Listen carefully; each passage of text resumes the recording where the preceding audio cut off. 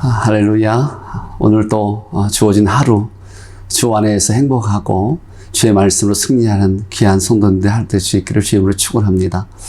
오늘 나눌 하나님의 말씀 출애굽기 22장 16절부터 20절 말씀인데요.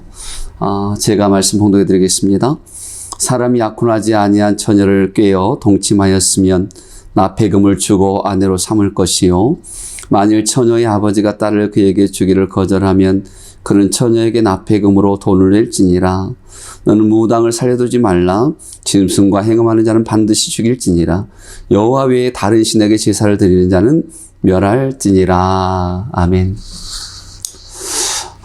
여러분, 만일 많은 사람들이 이런 꿈을 꾸고 있어요. 참 이 시대에 죄가 없으면 이 시대 내가 원하는 대로 참 좋은 시대, 평화 시대 왔으면 좋겠다라고 생각을 하죠.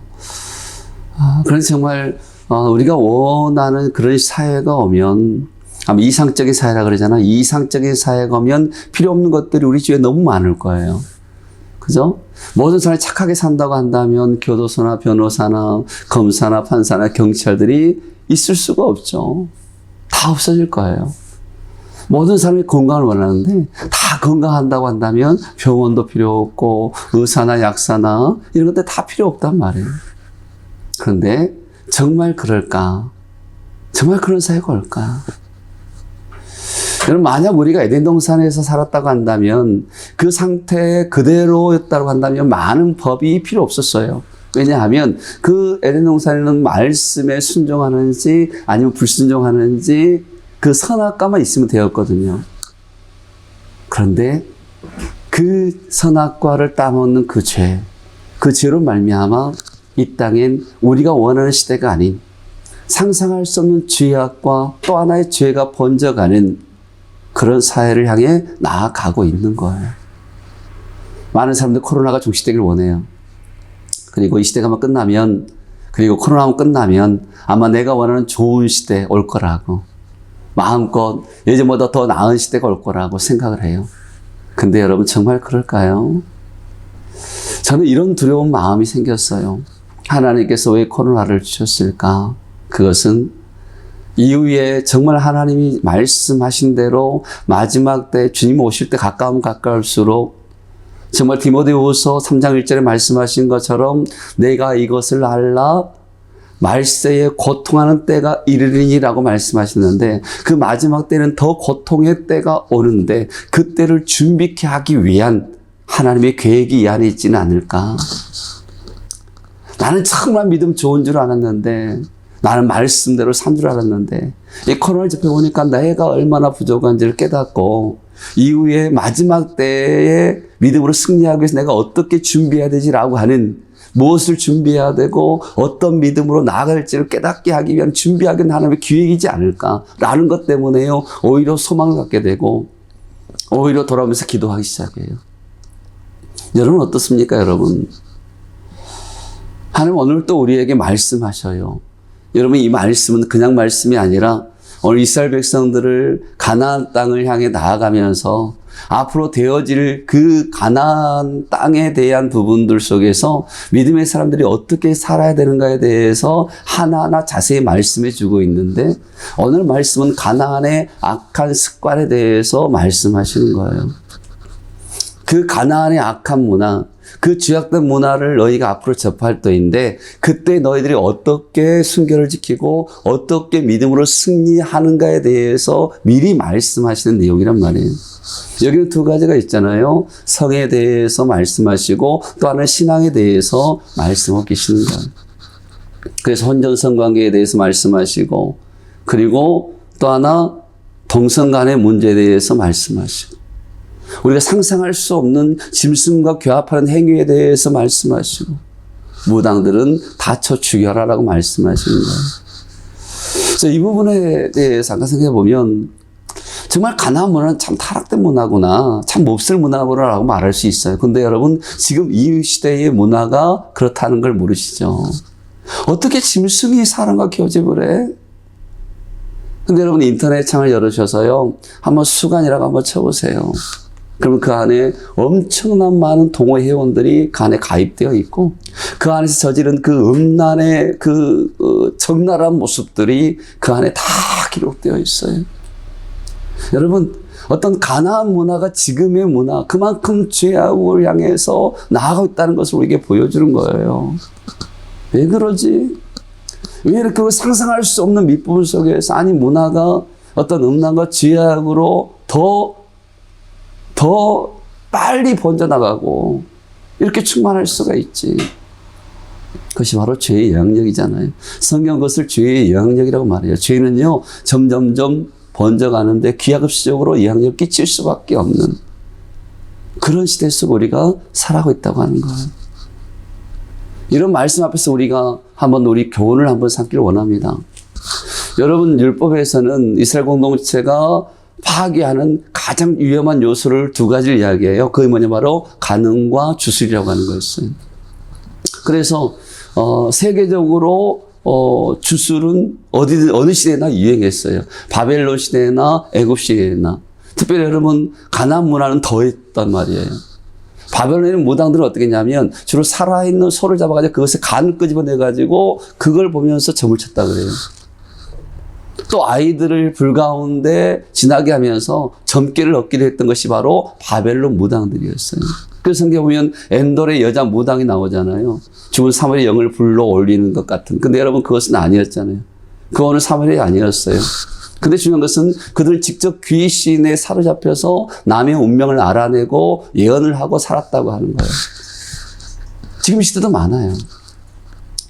그럼 여러분, 왜 이런 무당들이 있는 것일까? 라는 질문을 던져봐요. 여러분, 지금 어떻습니까? 전에는 상상할 수 없었던 일들이 많이 일어나요. 웬만한 일간 스포츠라든지 일간 신문에도 무당들 이야기가 나오고 엘마는 매스콤 그리고 뭐 SNS 그 주위로부터 나가도요. 예전보다 더 많은 무당들과 어떤 주술가들이요 길거리에 너무너무 만연되어 있어요. 여러분, 오히려 이성이 발달하고 많은 배우는 어떤 학식이 늘어나고 사회가 좋아져가고 과학 시대가 되는 이 시대 속에 오히려 어떤 주술과 무당들은 더 없어져야 되는 것이 아닌가요? 근데 왜 더 많아질까? 그것은 이유가 있어요. 여러분, 가면 갈수록 세상은 내가 감당할 수 없는 일들이 많이 일어나고 있다라고 하는 거예요. 사람들은요, 내가 가지고 있는 것으로 세상을 살아가게 되면 신을 의지하지 않습니다.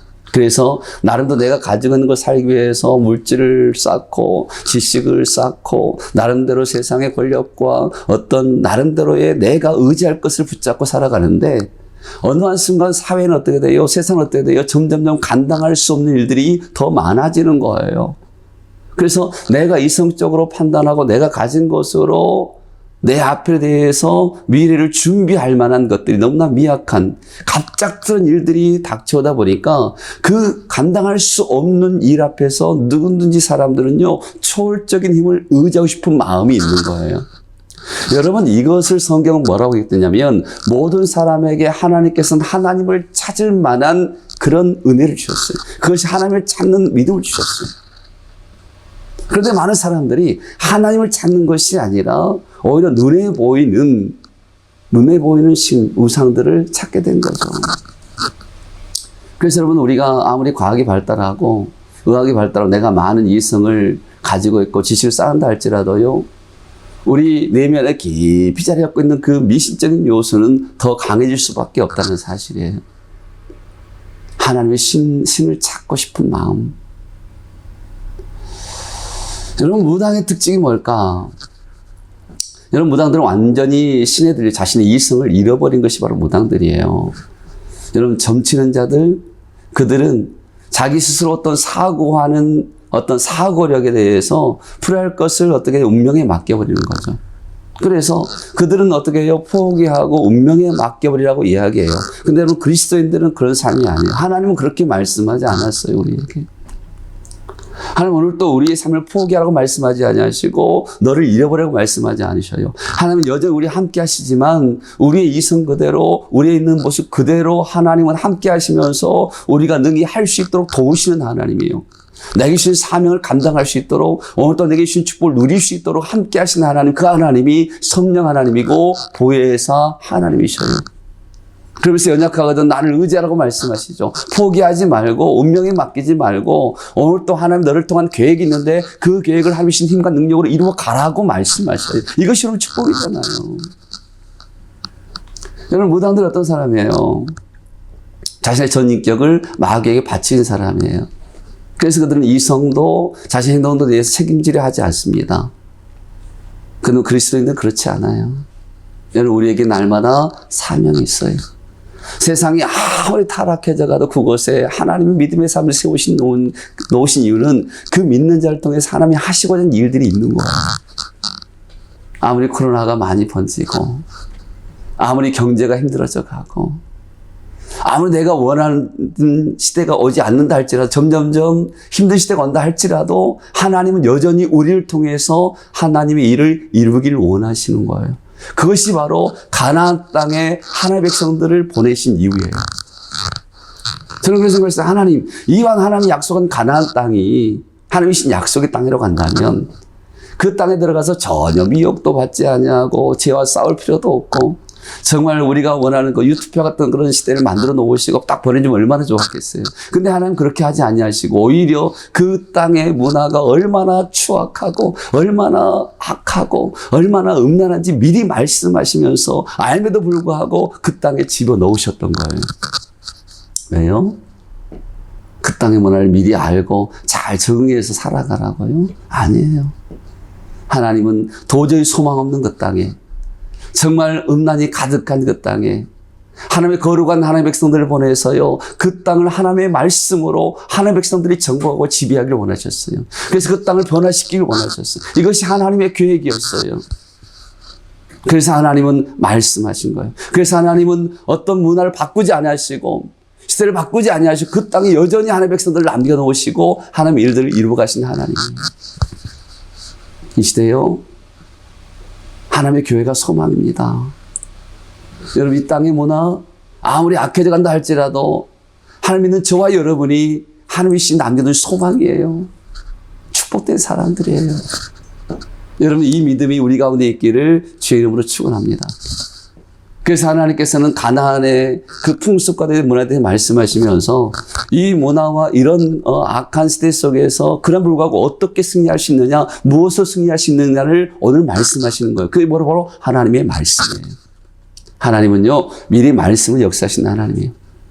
아무리 악한 문화가 있고 풍속이 있다 할지라도 아무리 점술가들이 판을 치고 무당들이 판을 치는 세대가 있다 할지라도 하나님 여전히 말씀으로 우리의 삶을 인도해 가시는 하나님이에요. 믿음으로 승리하기 위해서 하나님 말씀을 주셨어요. 하나님을 따르는 자, 하나님과 동행하는 자가 되기를 원하셔서 여전히 우리 하나님은 오늘 또 말씀에 가시는 거예요.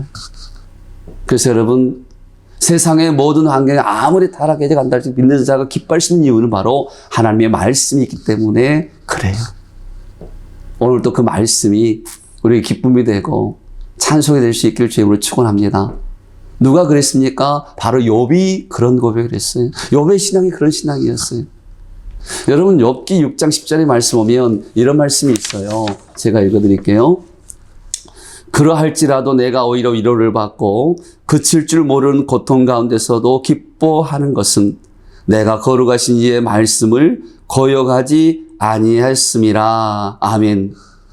여러분 너무 말하는 거예요. 어떤 환난이 오고 어떤 고난이 오고 어떤 어려움이 온다 할지라도 내가 말씀 앞에 바로 서면 그 가운데서 기뻐할 수 있다라고 말하는 거예요. 말씀 기쁨이라고 하는 거예요. 사람들은 세상에 뭔가 가지고 있을 때 기쁨이라고 말하지만 세상의 문화는 점점점 타락해서 소망을 잃어가요. 그러나 욥은 말합니다. 어떤 환경이 있다 할 때 어떤 고난 가운데 있다 할지라도 내가 하나님의 말씀 가운데 거하면 나는 그 가운데서 기뻐할 수 있다. 이런 고백 멋있지 않습니까? 여러분 다윗의 신앙도 그런 신앙이었어요. 여러분 다윗 시편 18편 30절 오면 이런 말씀이 있습니다. 하나님의 도는 완전하고 여호와의 말씀은 순수하니 그는 자기에게 피하는 모든 자의 방패시로다. 아멘. 시편 기자는 하나님의 말씀으로 피하는 것이 가장 안전하다고 이야기하는 거예요. 나의 믿음을 지키는 것, 나의 신앙을 지키는 것, 나의 소망을 지키는 것, 내게 주신 축복을 지키는 것은 바로 하나님의 말씀 안에 거할 때다라고 말씀하시는 거예요. 시편 119편 11절에 보면 이런 말씀이 있어요. 내가 주께 범죄하지 아니하려 하여 라고 합니다. 이것은 시편 기자의 목표였어요. 삶의 목표였어요. 어쩌면 마지막 때 우리가 고백해야 할 나의 신앙의 목표, 나의 삶의 목표가 이 목표가 되기를 원하는 거죠. 하나님, 마지막 때 아무리 세상이 타락해져 가고 환난과 고난이 닥쳐온다 할지라도 내 삶의 목표는 뭐냐? 바로 주께 범죄치 않는 겁니다. 주께. 그러기 위하여 이어서 말씀합니다. 주의 말씀을 내 마음에 두었나이다. 여러분, 주의 말씀을 내 마음에 두었다고 하는 것은 단순히 어떤 말씀을 들었다고 끝나는 게 아닌 거예요. 마음에 두었다고 하는 것은 그 말씀대로 살길 원한다고 하는 거죠. 여러분, 내게 주어진 말씀 능력입니다. 내게 주어진 말씀 살아있는 말씀입니다. 그 말씀은 간직하는 것이 아니라 그 말씀 붙들고 행할 때에 능력이 나타나는 겁니다. 기쁨이 되는 겁니다. 오늘 또 내가 잃어버렸던 그 하나님의 약속 말씀 붙들고 하나님의 신 능력을 이루어가는 축복과 기쁨을 누려가는 저와 여러분 될 수 있기를 주의 이름으로 축원합니다. 왜요? 시편 119편 105절은 이어서 이렇게 말씀합니다. 주의 말씀 내 발의 등이요 내 길의 빛입니다. 아무리 어둡다 할지라도 아무리 길이 보이지 않는다 할지라도 하나님의 말씀은 내 발의 등입니다. 내 길의 빛입니다. 여러분, 오늘 또 이 말씀 붙들고 그리고 오늘 또 하나님이 내게 말씀하신 그 말씀을 기억하면서 오늘 또 내가 아는 그 길이 빛된 길이고 소망의 길이고 승리의 길이 될 수 있기를 주의 이름으로 축원합니다. 혹시 왜 이 사회가 이러냐고 낙망이 됐지 않습니까? 혹시라도 내가 원하는 대로 되지 않아 포기하고 싶은 마음 있지는 않으십니까? 나는 열심히 살아왔는데 내가 서 있는 이 자리가 내가 어디로 갈지 모르는 그런 광야 한가운데 있는 것처럼 내가 갈 길을 잃어버리고 있지는 않습니까? 하나님의 말씀은 우리가 갈 길을 인도하는 빛입니다. 어떤 문화 속에 있다 할지라도 하나님의 말씀은 우리를 승리케 합니다. 오늘 또 하나님 주신 약속의 말씀 붙들고 정말 힘들거든 한 절이라도 말씀을 기억하면서 그 말씀 묵상하면서 오늘 또 승리하는 저와 여러분 될 수 있기를 주의 이름으로 축원합니다. 오늘 또 우리 사랑하는 성도님들 함께 기도해야 할 가정들이 있습니다. 그리고 말씀 붙들고 기도하기 원하는데요. 이런 기도 제목을 가지고 기도하는 가정이 있습니다. 하나님, 사랑하는 자녀들이 예수님을 인격적으로 만나고 비전을 향해 준비되는 자녀가 되기를 원한다는 어머니의 기도, 그리고 하나님이신 귀한 사업장에 아름다운 덕을 선포하는 곳이 되게 하시고 하나님의 비전을 선포하는 곳이 되기를 원한다고, 하나님이신 물질을 가지고 선한 사업을 후원하는 그런 사업장이 되기를 원한다는 그런 기도 제목, 무엇보다 주시는 말씀을 잘 받아 순종하는 자의 삶이 되기를 원한다는 귀한 집사님의 가정의 기도 제목이 있습니다. 또 한 가정은 자녀들이 하나님을 인격적으로 만나고 하나님을 경외하는 자녀 되기를 원한다고, 그걸 사랑하는 딸 자기의 재능을 발견하고 진로를 지혜롭게 선택하게 해달라고 기도 제목이 있고요. 그리고 남편의 직장에서 남편의 직장에서 인정받고 영적인 상향을 끼치게 해달라고, 그리고 직장에서는 언제나 꼭 필요한 자리에서 꼭 필요한 사람에게 하나님의 선한 도구로 쓰임받게 해달라고, 그리고 나와 남편과 자녀들 간 영적인 소통이 잘 되도록 성숙한 믿음의 소유자가 되게 해달라고 귀한 가정 기도하고 있습니다. 또 한 가정은 딸이 주님을 만나게 하시고 본인이 원하는 일을 할 수 있도록 해달라고, 무엇보다 직장에서 좋은 믿음의 센터장 만나게 해달라고, 남편이 직장 이직을 준비하고 있는데 모든 것이 협력할 선을 이룰 수 있도록 하나님 인도해달라는 기도 제목이 있습니다. 여러분, 오늘 또 생각할 때마다 이 가정을 위해서 기도해 주시고 오늘 또 말씀 붙들고 기도로 승리하시기 바랍니다. 기도합니다. 하나님 아버지, 그렇습니다. 우리는 원합니다. 이 사회가 하루속히 내가 원하는 사람들이 살기 좋은 그런 사회가 되기를 원한다고. 그러면 지금보다 더 나은 신앙생활을 할 수 있고 더 믿음으로 살 수 있겠다고 소원하고 기도하지만 하나님의 말씀은 마지막 때에는 더 고통의 시대가 온다고 말씀하신 하나님, 지금의 이 시대가 가장 주님을 믿기에 합당한 시대고 지금 시대 속에 하나님이 원하시는 것은 그럼에도 불구하고 시대를 거슬러 하나님의 뜻을 이루기를 원하신 하나님, 아버지 하나님이여, 이 시대를 향한 하나님의 뜻, 그것이 바로 교회가 교회되고 하나님의 자녀가 하나님의 자녀로서의 삶을 살아갈 때 이 땅에 소망이 있음을 깨닫게 하신 하나님 아버지 감사합니다. 그러기 위해서 우리 사랑하는 성도를 믿음으로 기도하는 가정이 있사오니 아버지 축복하여 주시고 아버지 응답하여 주옵소서. 오늘 또 영적인 싸움에 승리하게 도와주옵소서. 오늘 또 우리 사랑하는 성도들이 가는 그곳이 하나님 함께 하시는 은혜의 현장이 되게 하여 주옵소서. 아니 그것이 아무리 어렵고 힘들고 하나님의 현장이 날지라도 우리 성도들이 있는 그 자리가 하나님 함께 하신 기적을 낳는 소망이 되는 소망의 주인공이 되게 하여 주시옵소서. 이 아침에도 믿음으로 기도하며 시작하는 하루의 삶 아버지와 동행하셔서 기도하는 그 입술 헛되지 아니하도록 응답하여 주옵소서.